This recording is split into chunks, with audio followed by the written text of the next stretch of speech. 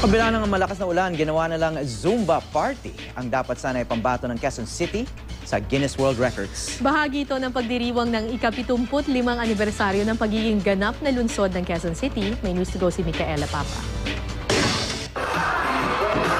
Kung gaano kalakas ang buhos ng ulan, ganun din katindi ang pag-indak ng ating mga kababayan sa Quezon Memorial Circle kahapon. Pero ang dapat na world record attempt para sa pinakamalaking Zumba Party, naging dance celebration na lang para sa ika-75 anibersaryo ng pagiging ganap na lungsod ng Quezon City.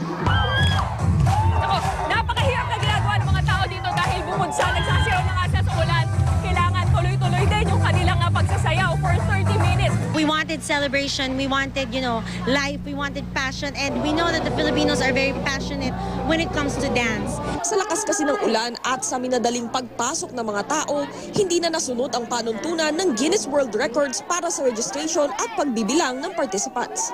Ang kasalukuyang world record ay hawak ng India na nagkaroon ng 6,671 participants sa Zumba Party noong 2012.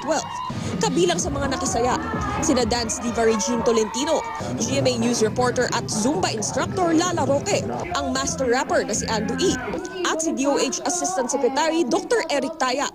Patunay lang na rain or shine, mas masaya kapag nagsama-sama ang mga Pilipino. Micaela Papa, GMA News.